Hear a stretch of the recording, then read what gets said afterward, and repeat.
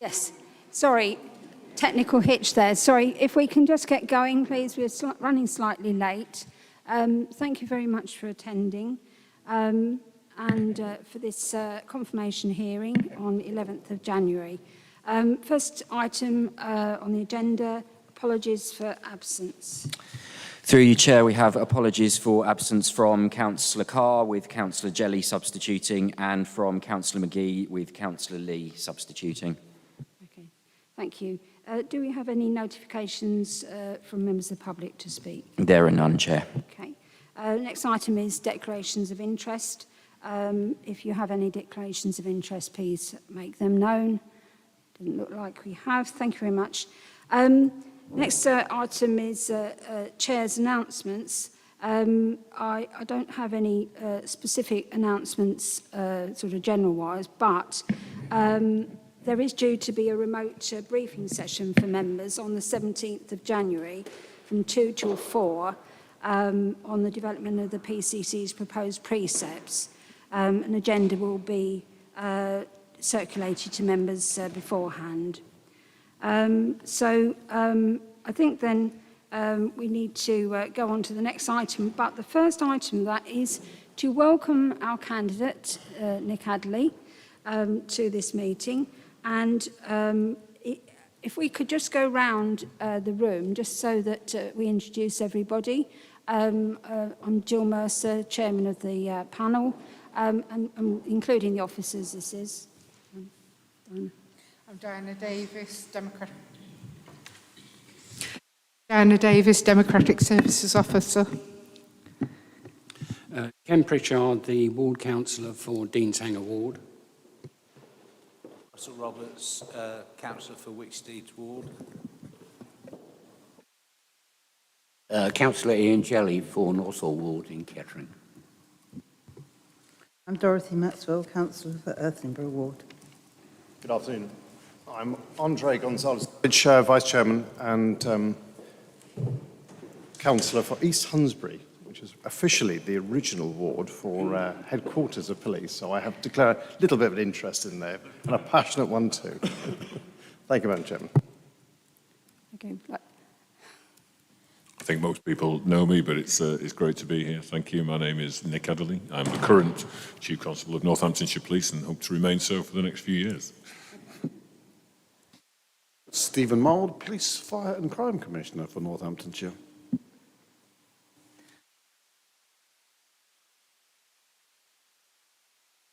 Is it coming?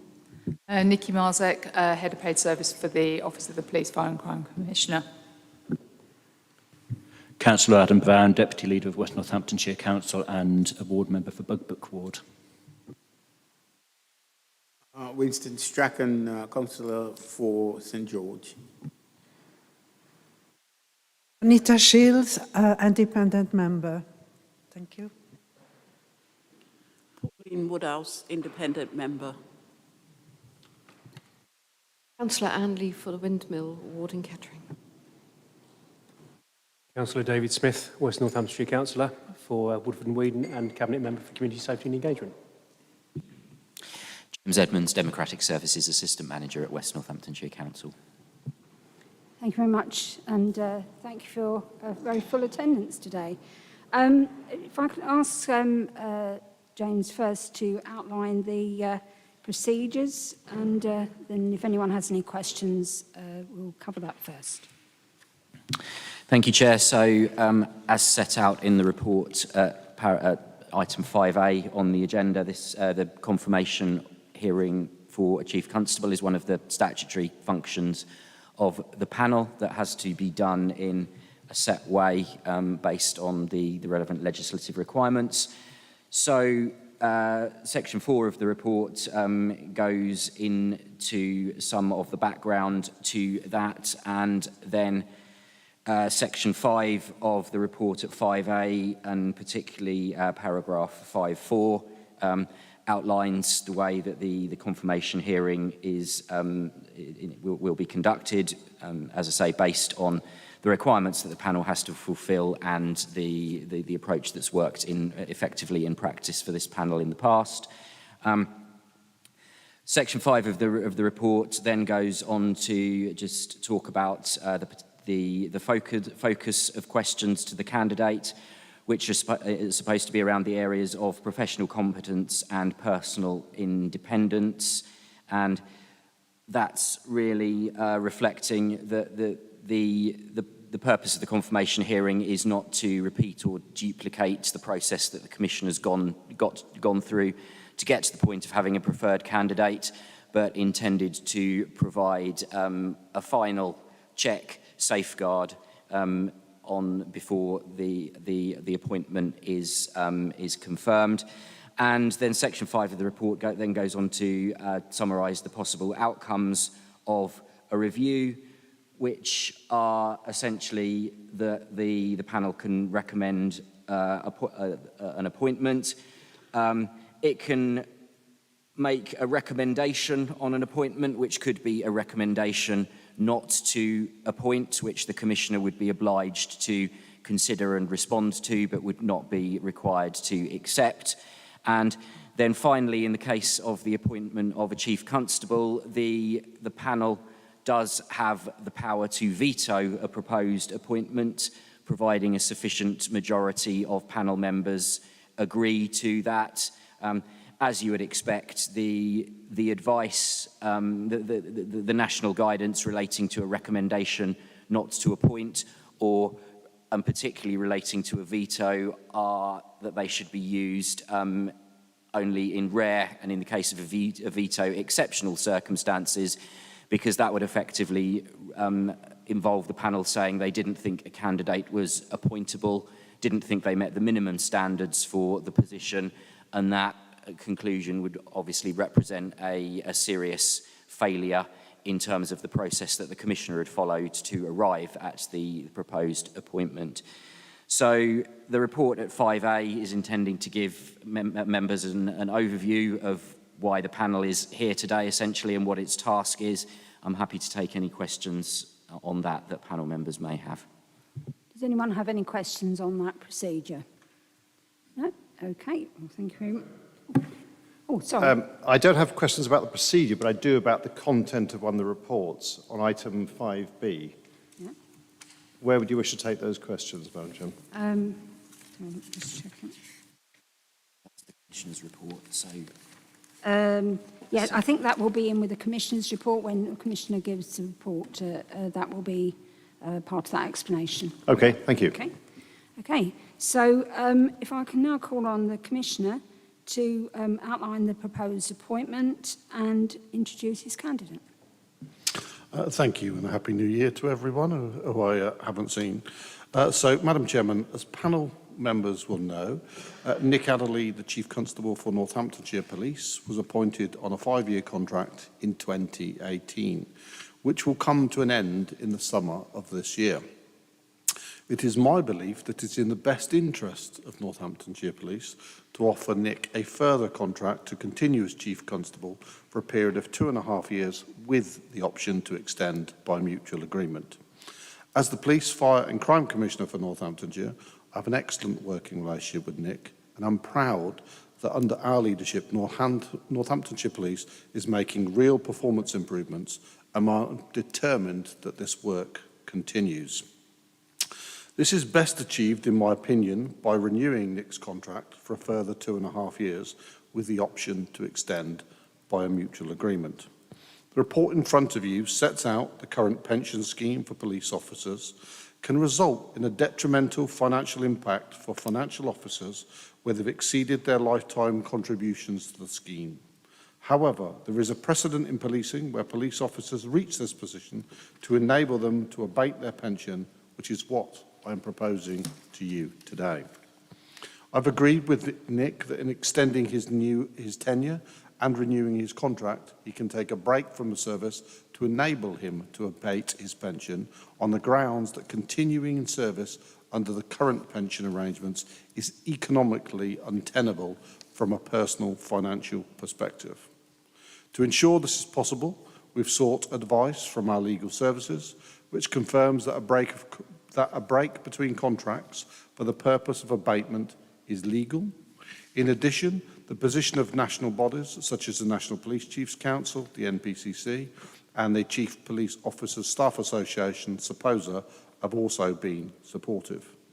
It is absolutely my belief that Nick Adderley is the right person to remain at the helm of Northamptonshire Police so he can continue to deliver the improvement programme that is already underway and in delivering those improvements to the frontline policing.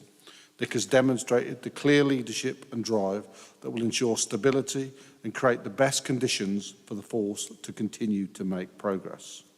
The force is improving, but there is still some way to go.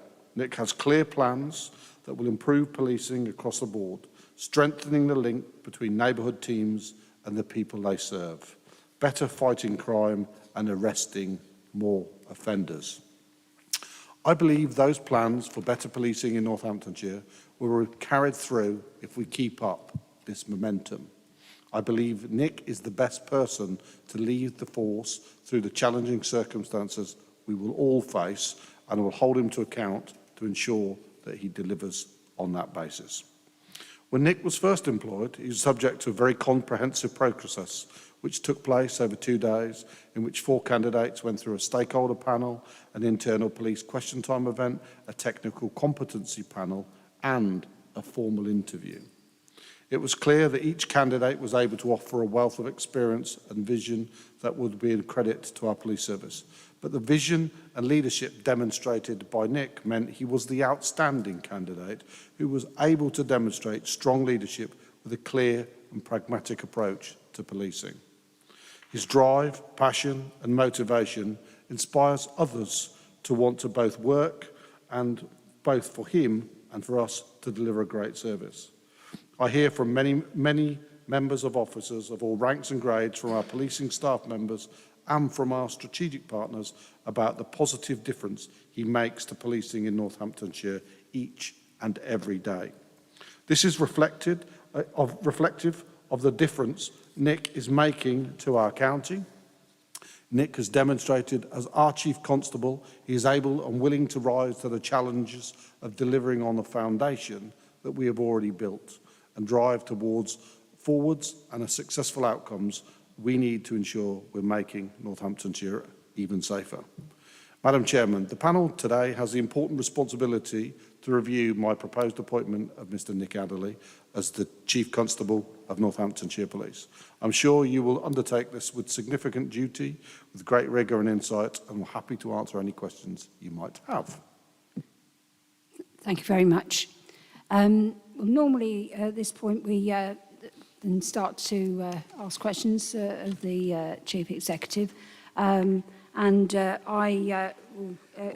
Gonzalez. Oh, sorry. Did Councillor Gonzalez? So, did you want to come in at this stage, or leave it till later? Thank you, Madam Chairman. I'd just like to clarify a couple of points that are on the report, if I may. Thank you. Firstly, on item 3.3, the proposed appointment, I'd like to understand the rationale behind only a 2.5-year appointment, why that specific term has been put in place there as a recommendation. And the other point on 5.1 is that quite clearly this is subject to a personnel and HR involvement, clearly, and I'm pleased that that has been carried out clearly within the environments of the FPCC.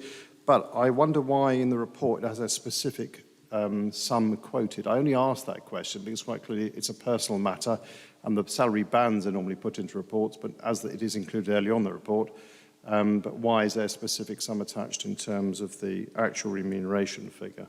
Thank you. Thank you. Okay, We'll do it. We'll go backwards, actually.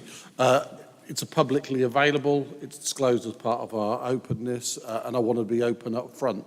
We're doing something a little innovative, and here I want to make sure that there is we're absolutely clear and absolutely open in exactly what's going on. What was the first part of the question? Sorry. 2.5 years. Oh, yes, sorry, yes. There's two parts of that. One, Nick doesn't know how he'll feel in that time, and there is option to extend. I might not be here, so it's also there is an election in the middle, so there is some timing Nick might not want to work for me, or the new thing. So that all of those options are open. It's not in any way meant as something to say either I don't want to work with Nick or Nick doesn't want to. It merely is a pragmatic break based on the situation we've got in front of us. Okay. Thank you, Are Madam you Chairman. happy with that? Or you don't have any supplementary questions? My only point would be on both points, would be on 3.3, quite clearly every employee is free to leave service as they wish and clearly would be under notice, so therefore I would certainly encourage a longer term than the 2.5 years for stability for Northamptonshire.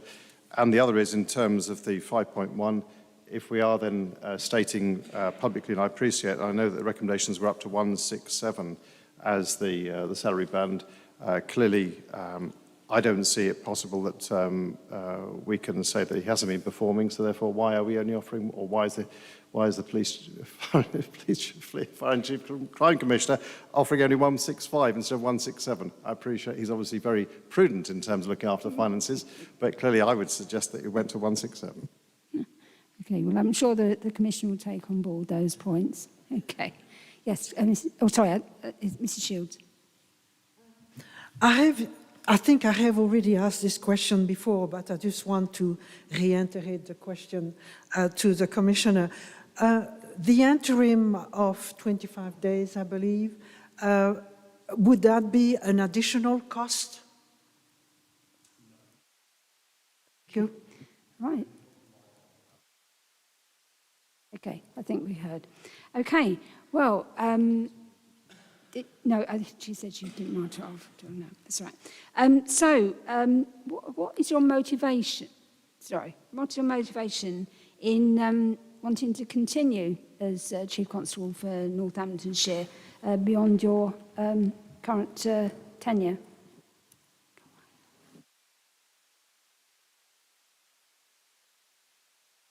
Thank you. Well, first of all, I just want to say thank you to the Commissioner to get us to this stage, because for me, when I was appointed in 2018, I made a clear commitment to Northamptonshire Police, and I also made a clear commitment to the people of Northamptonshire that as a leader of this organisation, I would get us to be one of the safest counties in the country, and that in order to do that, I would need the loyalty and the support not only of the force, but of the public as well. When you are trying to turn a force around, as was the challenge in 2018, that doesn't come easy, and it doesn't come overnight either. And I was really clear with the Commissioner that plan for year 1, year 2, year 3, we stop the free fall. Year 4, year 5, year 6, beyond there, we have changed the culture so that it doesn't matter in a few years' time, hopefully, whoever sits in this seat, that the culture is embedded, that they understand exactly what is required to service the public of Northamptonshire. That's not yet where it needs to be, and I didn't think that it was going to be. I don't see that as a failing on my part, because changing the culture of an organisation the size of Northamptonshire Police does take time. By allowing me to continue, and the motivation to continue is, first of all, I have to live and see through the decisions that I've made since 2018, often in leadership, not just in policing, when people cut and run. They can say, well, it was all right when I was there, because they don't live with those decisions. I have to live with those decisions in terms of the promises that I've made and the way that I'm held to account by the Commissioner.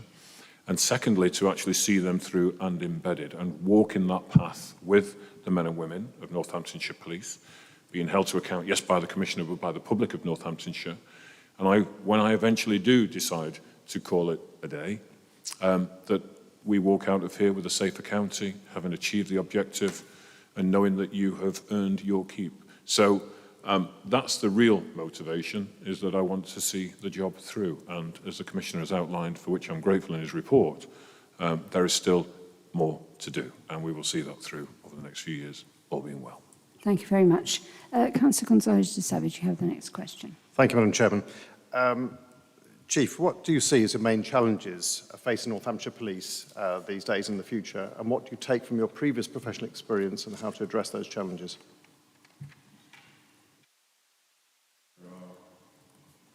There are a number of challenges. If I start with national challenges and make them relevant to the local challenges, of course, it will be not lost on people the pay and morale survey that came out just today. And there are huge issues in terms of morale across policing in the UK. And we're not immune to that, although it is encouraging to see that we are not at the bottom end of the scale in terms of how poor morale is across policing. As I was explaining to a colleague just a few moments ago, one of the things that we have to look at is what can we influence locally to make sure that we keep morale where it needs to be, as high as it possibly can be. I always start, and again, without sounding too cheesy, to coin the phrase of Richard Branson, that actually you look after your people and they will do the rest for you, and that's very much the philosophy that I adopt. So one of the things that we have to do is continually look at how do we keep people buoyant. It's the description I've always used. How do we keep them fizzing, interested, enthusiastic, see the vocation that policing offers, make sure that they get the reward and the recognition. That is not necessarily around financial reward, but the reward and recognition that they are appreciated for the work that they do, which is very challenging at times. And again, of course, and I know that colleagues around this table, and certainly from the OPFCC, they do lobby government to make sure that we can try and get a fair recompense for the very difficult task that people perform. So one of the main challenges is making sure that we keep the organisation buoyant, we keep them focused, and that's about providing clarity, the clear plan, the objective, the ambition, the mission, is that we don't deviate from that so that people don't feel confused around what it is that we want to achieve. And then secondly, that we make sure that we do reward and recognise in every possible way, an appropriate way, the very demanding job that they perform, both as police officers and police staff, and make sure that they feel valued. A really good example, again, a recent investment that's gone into occupational health, over £600,000 will be going into clinical care to make sure that we know the challenges around mental health, more so now than in terms of it used to be muscular and skeletal challenges around physical assaults and so on. There's been an explosion in terms of the mental health issues. We make sure we keep people at work and we have the support mechanisms in place to do that. So morale, well-being, very, very topical nationally, but also locally too. Also nationally and locally is the issue of retention. We don't yet know the impact of the uplift of the 20,000 police officers across the country. Whilst grateful, of course, we don't know the impact of that. And what we are seeing is large attrition rates, people leaving the police in their droves. And you may have recently read the report that when police in Australia advertised, they've had already 690 people apply, 9 a day across the UK, who want to defect. Why? And when they've been spoken with, they talk about better pay, better conditions, housing provided, etc., etc. Again, things that are not locally within our control, but clearly we can lobby government and the Home Office for better that. So retention may well be an issue. Now, the way that for me, the strategy around retention is at the centre of the 5-year vision that I've set, which is about a healthy culture, that people need to feel that they belong. And that is first and foremost in the way that I am shaping the organisation, and I think we see traction already within that. We had a high attrition rate. We were, choose my words carefully, the Home Office commented on the high attrition rate of Northamptonshire Police. When it was explained to the Commissioner, quite rightly held me to account for that. We explained that we were getting rid of the right people that we didn't want, because they can be a scourge on your reputation in terms of trust, confidence, and so on. And we were keeping the right people. So retention is another issue. In terms of crime, again, the systems that we've put in place to bring this more tactically now, in terms of crime, we know that our crime, because of the work that we're doing, the trajectory of crime means that we are likely to see a stabilisation over the next 3 years. So the challenge will be making sure that the professionalism of the investigations that take place and the service that we provide to the public is the very, very best that it can be. And at the moment it's not, and the reason that it's not is that we have the youngest workforce in terms of experience in the country. We will keep that young workforce. We will have the youngest workforce till at least 2029. These are figures that have come out from the College of Policing. So a phrase that I've used, which is probably quite curt actually, is how can we microwave our new workforce to get them to that position of experience as quickly as possible to ensure that they are providing the very best possible service that they can. And again, that is work that is underway already, including some of the educational establishments as well, so that we give them the very best opportunity to be as competent and as professional as they can be at the earliest opportunity. They're the key strategic challenges that we've got, but reassuringly, the plans that sit beneath all of that to make sure that we can hit them head on are already in place. We've just got to deliver them now, and obviously that's done through the scrutiny mechanisms within the Commissioner's office. Thank you very much. Super, thank you. Mrs Shields, you have a question. I think this question we had already tackled at your last presentation. As Chief Constable, how will you seek to ensure that Northamptonshire Police continue to improve its performance towards achieving good rating? In the area inspected by HMIC FRS, and what assurance can you give that this improvement will materialize by the next HMIC FRS inspection, whenever that will be? I don't know. I did ask this question to Madam Chairman, but you didn't know the I don't know when date. it is. Yeah. Okay. Okay, thank you. Well, first of all, just to try and set some timelines, HMIC FRS are due in force this year. They are due to start doing the data trawl, as they call it, then they will physically be enforced within the next few months. They will start to do their work and their assessments, and the proposed timeline is that the report will be due out in February of 2024. So it just gives you a very rough, subject to all kinds of things and slippages, of course. Look, first and foremost, HMIC FRS they're an independent and incredibly important body for that scrutiny and that oversight. The reality is that what I have to do is make sure that the public of Northamptonshire are getting the very best service in line with the Police, Fire and Crime Plan, that as the people's representative, the Commissioner is content that we are moving in the right direction, but we also have to make sure that that stands scrutiny from that independent body. What we don't do, and I will come to specifically what we're doing about the inspection and my predictions for what that will look like in a moment, but what we have to do is we have to do that in tandem. We have to make sure that the service that's provided also marries and matches what is considered as good or outstanding in the eyes of the inspectorate.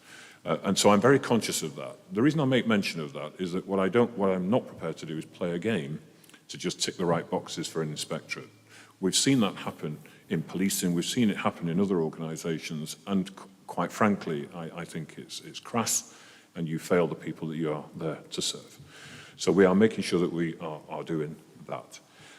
What we are doing is we've set up a complete new way of ensuring that the work that we do complies with all of that strategic direction that I've set. We have now a new head of strategy and innovation, which is looking to make sure that we are taking best practice from around the country, not just in terms of policing, but in terms of other organisations as well.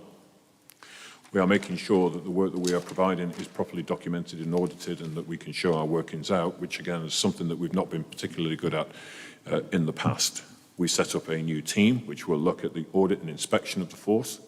And again, they are an independent that work under the authority of me, so that they work completely independent. So there isn't this deference to rank. One of the problems in policing, of course, is they'll tell you what they think you want to hear. So by selecting the right people to do that, we get that real objective assessment of where the force is. And to give you some reassurance, we've already conducted a number of audits into the way that the force operates in line with the methodology of HMIC FRS. So we're following the same format. And in some areas, we can see already that if they came in right now and did the inspection, we would be good. And in other areas, we would require improvement. And so we set the action plan to make sure that we address those issues that we found also.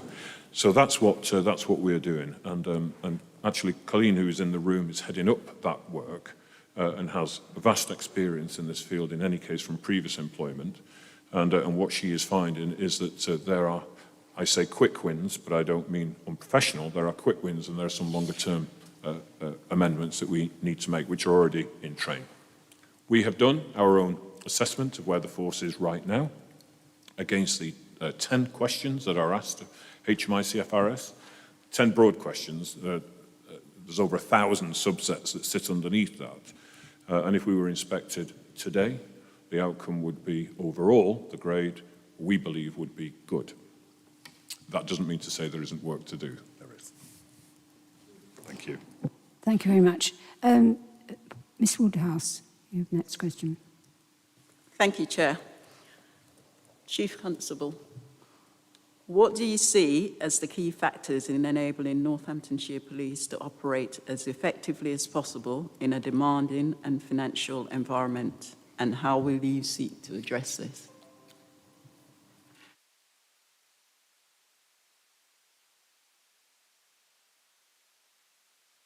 Thank you. Look, you may recall in 2019, HMIC FRS actually recorded and went on public record as saying that they felt that Northamptonshire Police was structurally underfunded to the tune of round about, the figures varied, but the lowest figure, if you want to take that, was £6.9 million. I remember making the comment, though, that whilst it was, I appreciate the fact that they had acknowledged that, this was not our get-out-of-jail-free card, because you can do so much better with what you have. And I think, for me, that's the nub of it.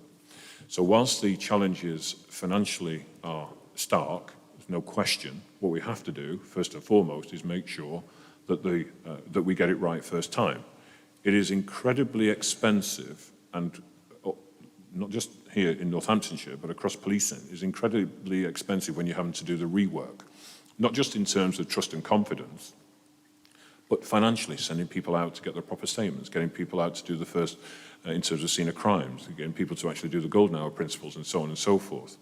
So what we have to do first and foremost is get it right first time, and that's the first thing, because that's more efficient in terms of cost. The second thing that we have to do is keep assessing and analysing the importance and the priorities of the police force, and the reality is that it may get to a stage where we have to say these are the things that we are not going to be able to do.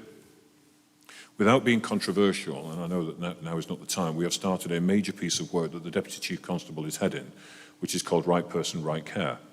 And the Right Person, Right Care was adopted in Humberside Police, credit to Humberside Police, where they have challenged the partners around the work that they ought to be doing, and being really clear in terms of the lines of the work of the police and the work of other partners. 34% of our demand, 34% of our demand goes on issues around mental health. It is a huge amount of time that actually, first of all, the police are not trained to deal with. And second of all, it takes them away from their core role. And if you take the mission that I'd set for the organisation, which is about fighting crime and protecting people, the protecting people element of it doesn't mean that we take on the role of other agencies. And so that work is underway, and what we will see over time is we will see a rebalancing of where the demand should sit. The third element of that, of course, is the amount of calls that come into the police which are not for the police. And I'm not just talking about statutory partners. So part of that is about education and the ability to divert people away into the right places where they can get the help and advice that they need, and that work is underway as well. The final element that I will say in terms of how we actually best use the money available is around prevention and intervention. It is far better and far more cost-effective to not have to investigate crime, deal with victims of crime, etc., in the first place, than having to then go through the very expensive process of picking up those pieces and doing what we have to do. So more investment will go into prevention and intervention. And again, it's something I know that the Commissioner is really keen on, and we are working together on that plan to turbocharge that plan. And part of that plan, again, to be discussed with the Commissioner, is I want to get to a stage very quickly where I'm moving more officers into neighbourhood policing and less officers onto response. If I do my job well, I should be able to move more officers into neighbourhood policing, which is the prevention and intervention and the relationship element, which is key, and less into that rapid response and feeding that animal which is forever hungry. And if we get that bit right, where neighbourhoods are safer, the demand should start to tail off.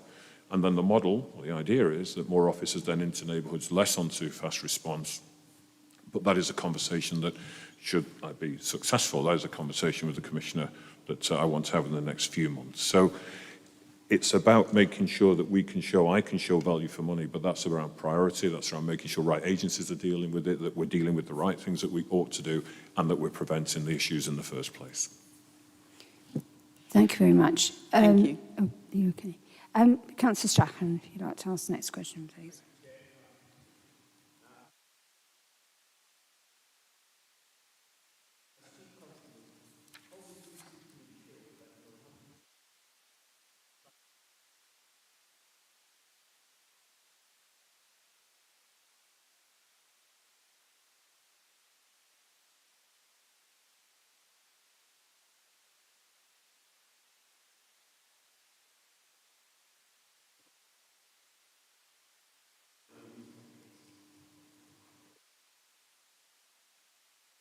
Thank you, and a happy new year to you too. The tragic case of Sarah Everard is ingrained across all of our hearts, and not just Sarah Everard. There has been some appalling actions of police officers across the UK. I know that the media seems to centre on the Metropolitan Police.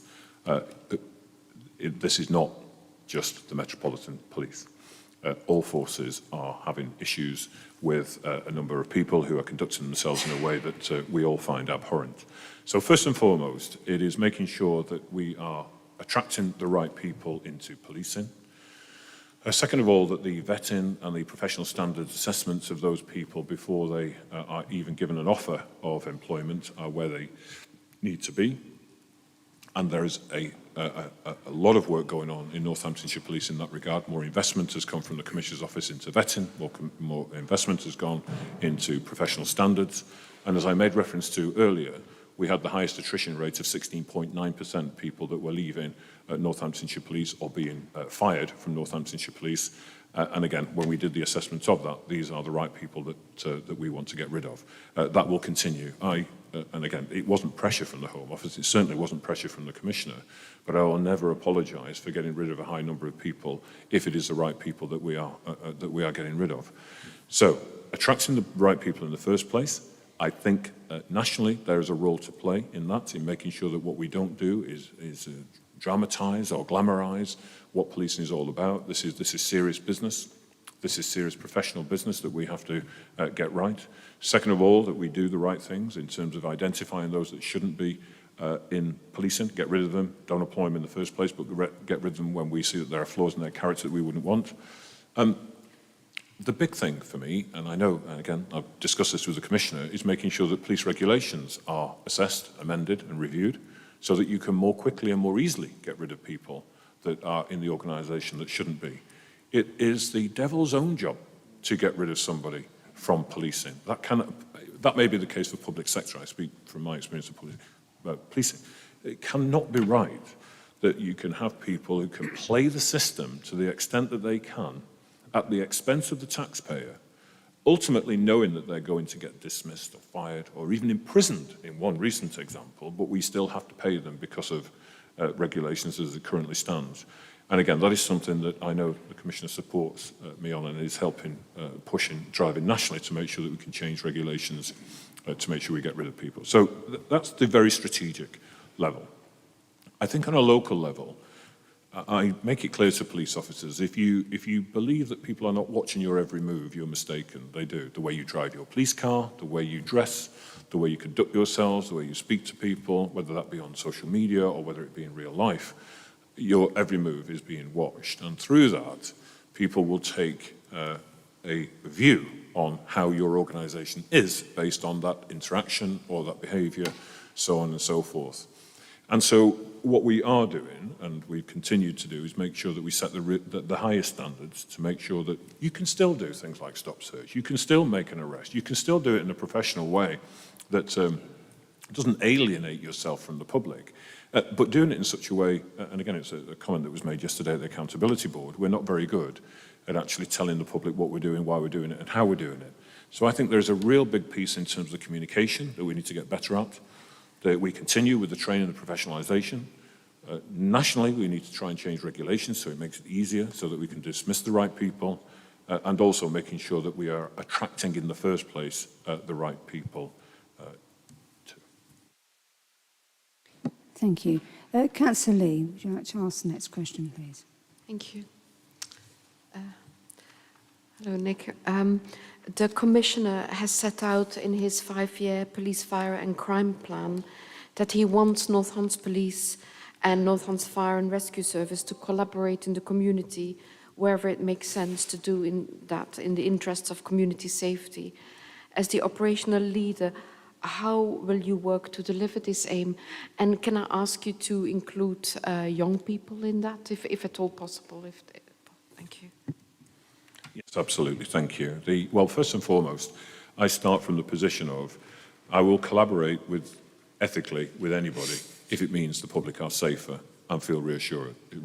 There is no, from my perspective, and hopefully the culture that now feeds through Northamptonshire Police, there is no protectionism of or we're the police and we do that, and they're the fire service, they do that, or they're a third sector organisation and they do that. That is not part of my vocabulary. I come from a position of collaborate with the right people to make sure the public feels safe and they're getting good value. With the fire service in particular,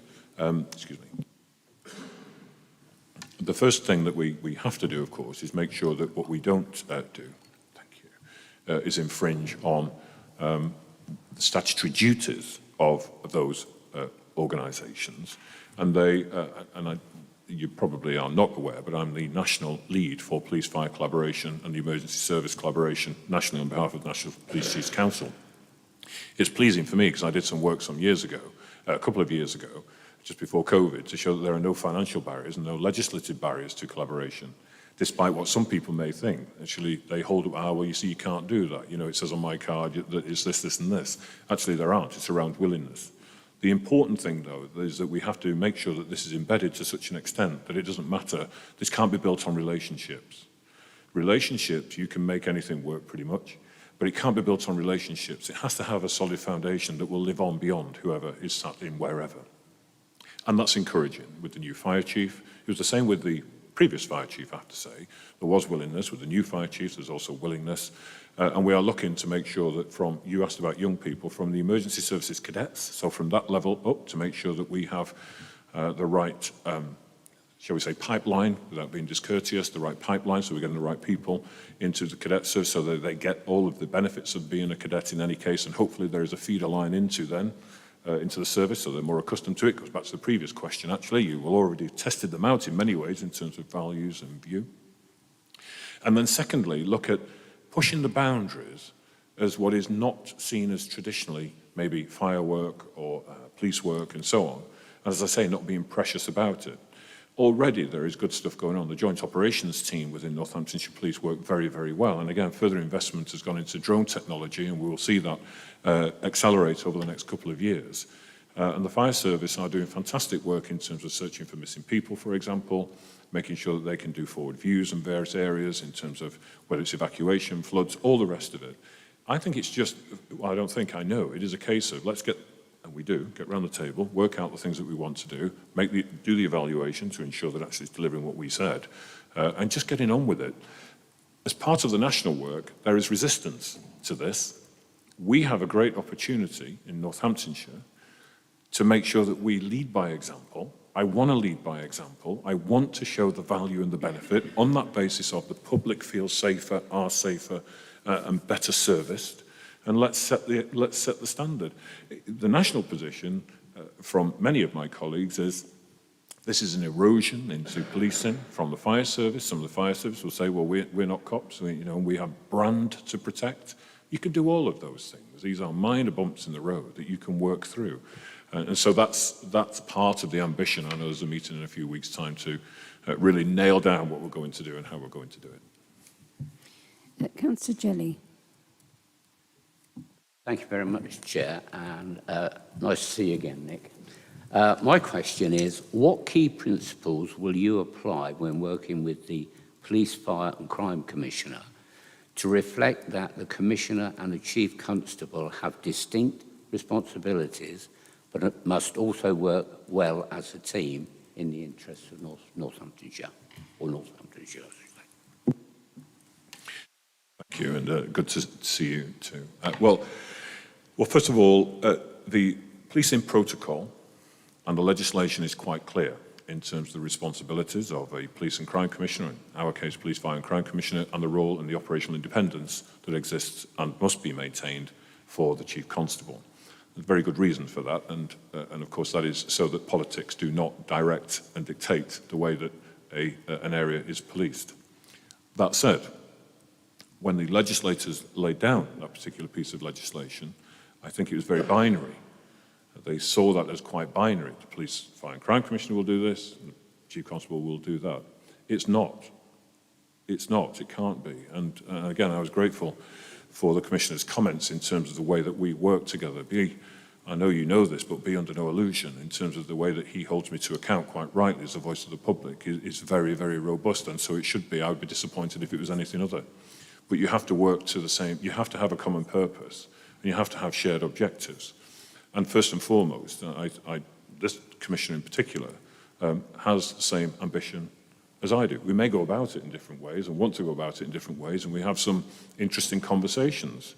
But you have to maintain that relationship, because if you find your energy being expended in pulling in opposite directions, the only loser in that is the public.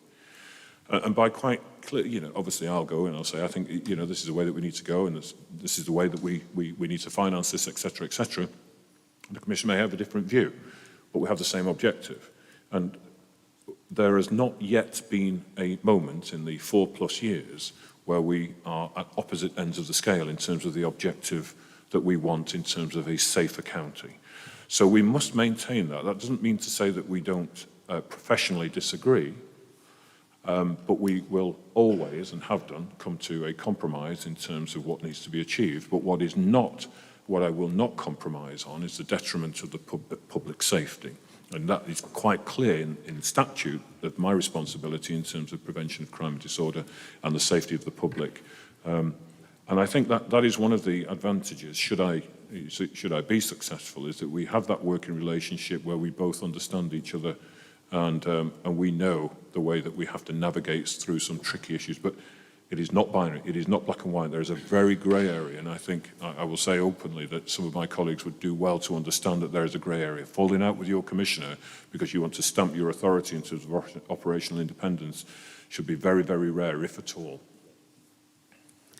Thank you. Councillor Maxwell, you have the next question. Hello. What approach will you take as Chief Constable to involving Northamptonshire Police and staff members in the force's continued development as an organisation and in its response to future requirements and challenges, so that personnel feel engaged in this process? And could I also add, in what way do you hope to continue supporting the villagers who at the present moment don't feel supported?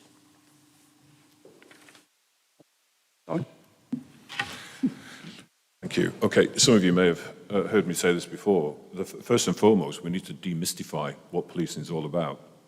There are elements of policing which you need to maintain in terms of the level of secrecy that's applied around that. Of course you do. But in the bulk of it, the bulk of policing, we need to demystify it.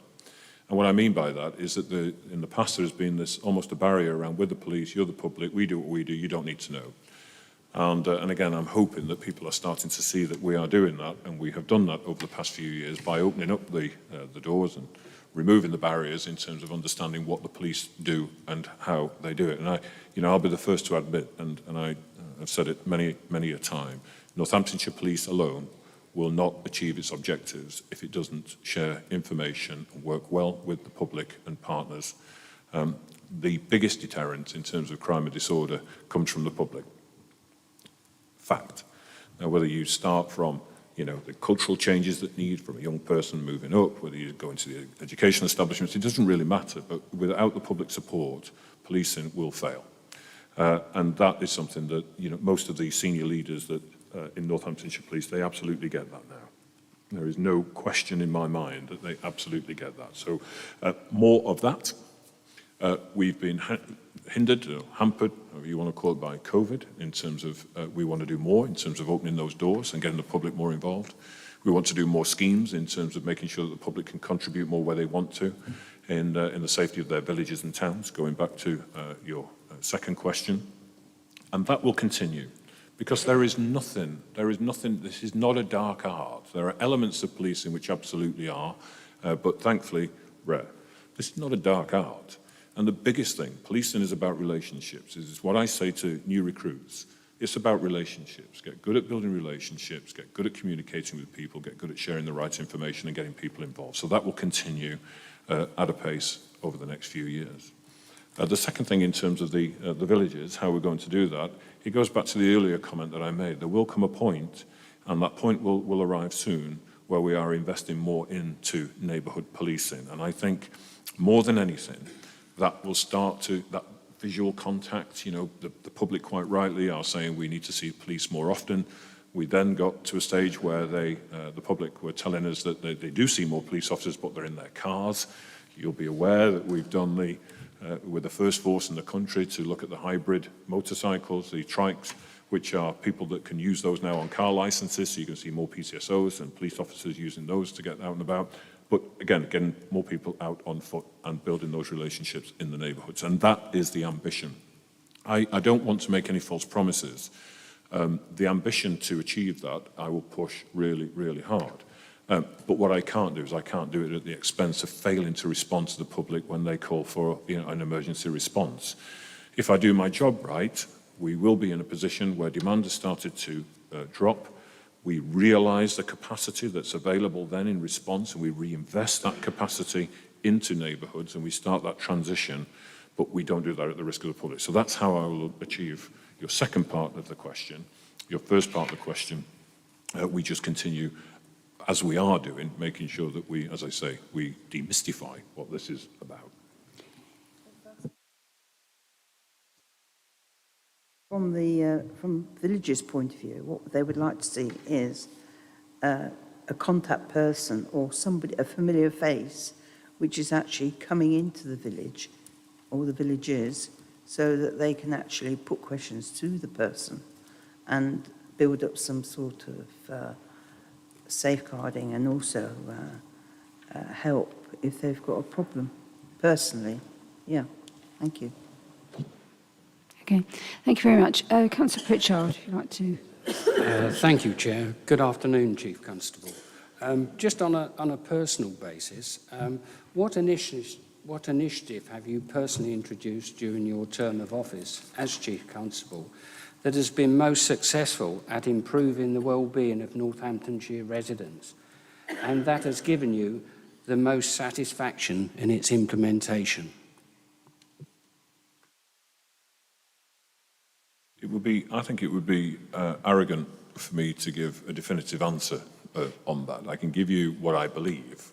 And again, it's one of those where you would want the public to think about how they feel about their police force in their county now, and the difference that they feel since I was appointed in 2018. From my perspective, the big strategic things that I've done, of course, is we set up the new geographical model. So we divided the county into two parts, and in doing that geographical model, we then set in stone that the public would have an officer in the case. Before my appointment, there was no officer in the case. An officer turned up at an incident, they took the very basic details, they handed it over to a separate team in a separate room in a separate part of the county. They did a bit of work on it, it was then handed to another team who did an interview, it was handed to another team that built the file, it was handed to another team that saw the prosecution through if it was successful at that point. So first and foremost is, if you are unfortunate enough to be a victim of crime, is that you have an officer in the case, that's somebody that you can contact and say, where am I up to with this? More localised involvement, so that's the second thing with the geographical model. The doubling of neighbourhood police officers since I arrived, over doubling, it's now over 107 in neighbourhood policing. Which I hope in the case, because again, the point is not lost on me, that there are some fantastic examples in the county that I get from local councillors and local people who say, our PCSO is fantastic, they're always there, they're always available, they're always contactable, my local police officers, etc. But there are other examples where that's not quite where it needs to be. And that's an issue of capacity and volume, which we will obviously continue to work on over the coming years. So, geographical model, officer in the case, neighbourhood policing, greater visibility, set targets. I set targets of visibility. Of your available time, you will achieve 60% visibility of your time out on patrol. We hit that month after month after month after month. Making sure that the value of that visibility is captured is slightly more difficult in terms of productivity, but that's work that we are delivering. On a more strategic basis, we've invested heavily in technology, which allows us to look at our performance on a daily basis, to predict and analyse our performance, to look at where crime trends and issues are going to develop through the CLIC business analytical database. That's been introduced. So it's a more intelligence focus and more intelligent and intelligence focus on the way that we are dealing with particular issues and crime. Talking about crime, burglary is a fantastic success story for the county. One of the best performing forces in the county for burglary reduction. Before any other force started boasting that they were visiting every victim of crime, etc., Northamptonshire Police have been doing that for 3 years. Have some challenges that we have to address in terms of serious violence, but the majority of the crime types that we look at are all showing a downward trajectory or improved performance. And again, translating that, though, into confidence of the public would be a view that the public would have to take, rather than me saying that's how the public should be feeling. Thank you very much. Councillor Brown. Thank you, Madam Chairman. The problem with being questioner 10 of 10 is that you get the sense that the question may have been answered already. But Chief Constable, what would you most like to achieve in the next 10.5 years, if indeed you are reappointed? 2.5. 2.5. Not 10.5. Well, if it's 10.5, my objective is to still be breathing. Well, first of all, I think it's worth mentioning, going back to the previous question, actually, that Northamptonshire Police is the only force in the country to have seen a reduction in crime over the past 12 months. The only force in the country to have seen a reduction in crime in the last 12 months. No other force has achieved it. Despite what I go back to earlier, some of the financial challenges and the financial benefits that other forces get, whether that's violence reduction units, money, etc., it's a phenomenal achievement. The challenge, of course, for me is maintaining and continuing to improve that performance, because what we don't know is what is around the corner. Who would have thought COVID would have come along and derailed some of the things that we had in train? But all things being equal, it is first of all making sure that we achieve the goods across all of the areas within HMIC FRS. It is making sure that we continue on that trajectory of performance improvement against the challenges that are going to come along. Again, in terms of whether it's retention, whether it's recruitment. Again, another boast, which I will put forward, is that Northamptonshire Police is one of the leading forces in terms of attracting the number of officers that it needs to attract. So many forces are failing to attract the numbers, that the targets they've been set. We don't have a problem with that. So much so that with the Commissioners pushed forward, it was an offer that was put forward by the College of Police and through the Home Office to say that you're doing so well in Northamptonshire Police, would you like to take more? And we'll give you more money to take them. And we've done that, and we're doing that. I think that's testament, first of all, to the culture of the organisation. I think it's testament to what a fantastic county and a joined-up county this is in terms of being able to achieve and fulfil those objectives and ambitions of an individual who want to be police officers. And that needs to continue. Most importantly, is making sure that as we move forward, whatever bumps in the road may appear, is that the public feel as though they're getting value for money.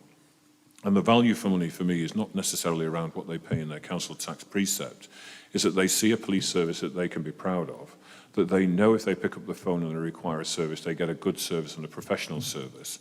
And at the end of the day, we make sure that we continue to professionalise to be the very best organisation that we can be. So all of that, going back to what I said about my Branson bit, is if we get that right, and we are getting it right, and we continue to get it right, despite the challenges, the natural performance should flow. And that's my belief, and that's my ambition, and one that I would want to pursue, as I say, without compromise. Okay. So, Roberts, did you have a question as well? I'm quite interested, Nick, in hearing you talking about leadership, because I happen to believe, having listened to you before you got this job, and now today, listening with pride about many of the things that you've achieved, I think it's all about leadership. You can build the team, and you're obviously building a good team, but I think it's leadership that's going to make this work. And I wondered if I could just put a supplementary in, and so could you talk about cybercrime for a bit, please? Look, cybercrime in particular, I mean, thank you for your comment. Cybercrime in particular is something that we know is growth industry and will continue to be as we move forward.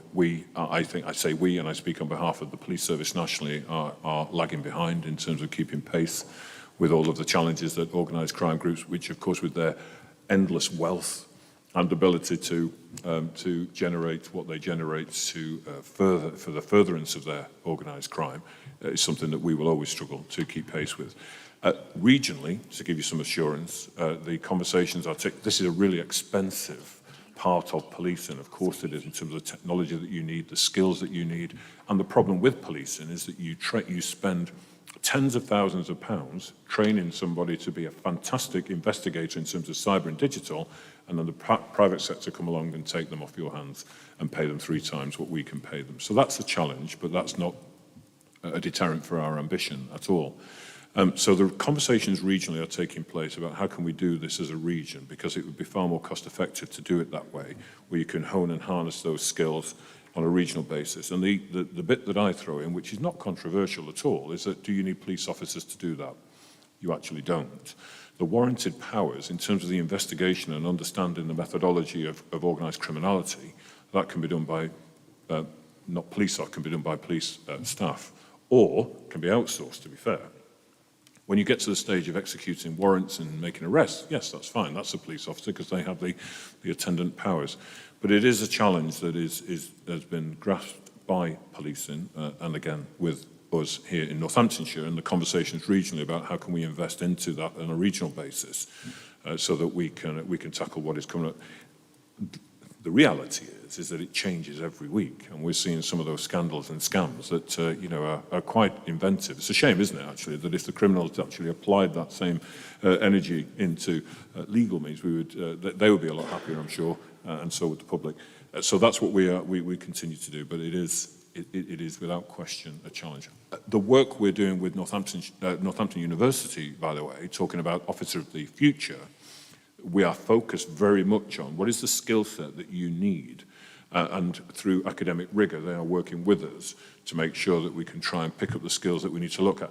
And for me, more than anything else, is that people may come along that have a fabulous skill set. Let's be honest, the younger generation are a whiz on all of these things now. Is that we grab that, but we give them a pathway that, rather like we did with the accelerated detective pathway, that we give them a pathway into being cyber investigators, but not necessarily as police officers. If you don't want to be a police officer, you can do it in a different way, as I say, or outsourcing, but it very much topic of conversation, which is ongoing. Thank you very much for your answers. I've got a couple of hands up. Councillor Maxwell, did you want to ask something? Gone off. Has it gone off? Is it? All right, sorry. I'd just like to ask that looking at schools, which are the children of the future, I think that somehow you've not necessarily involved the children of how, let me put it this way, how they should behave or the way they actually do behave. I think one of the problems is now is, for example, the scooters, for instance, which they seem to get without actually being the right age, no insurance, and equally have two on the scooter. What exactly do you think you can do in the future to ensure that they actually abide by the law? I suppose I refer to my earlier question around what do you want the police to do and what is the role of the police? Is it the role of the police to educate in this when people are starting out in life in their formative years? There is a role, I think. It is not the role. The role for me in terms of this is about, so people they don't grow up and then suddenly at 14 and 15 decide we're going to go 3 up on an electric scooter, we're going to throw, bricks through windows, we're going to assault people, stab people and so on. There's a systemic issue in terms of the way that people are set their values, moral compass, what they want to achieve, their ambition, who their role models are. So for me, policing has a key role in terms of role modelling. I think it encompasses a lot of the questions that were asked earlier on. We have to be great role models. We have to be great role models. But so do lots of other organisations, whether statutory or non-statutory, parents, and so on. When it comes to the enforcement of the law, there has to be, whilst I say no compromise, what we don't want to do is we don't want to unnecessarily criminalise people, which prevents their life chances to then go on and be great citizens with good careers. But we have to understand where the discretion lies and where there is no compromise or where there is diversion and opportunity to rehabilitate or show them the right path. But I think that, you know, and you are not saying this for 1 second, but I think there are some people who believe that that is a failing of the police when people commit crime. That is not necessarily the case. By the time somebody commits a crime, it's almost too late. I've said this, that by the time we're taking, you know, knives off young people, and by the time we're trying to stop somebody bleeding to death on the pavement, and by the time we're trying to stop somebody committing an armed robbery in the process of it, actually, it's not a failing of the police. It's too late by then. And I think it's a bit about working backwards from there and saying who has responsibility collectively, and then how do we start to work that forward for generations down the line. Okay. Thank you very much for all your answers. I just wonder if you've got anything else you would like to sort of clarify, you know, or you know, bring out that perhaps hasn't come out at the moment. Is there anything else you... Not really, no. What I would say, as I said at the very beginning, I think the way that the county has allowed me and adopted me, shall we say, and we have worked well together to take it to this stage. I have to believe in the process. I have to believe that we are on the right path. I genuinely do. If that's not a shared belief, I have to accept that.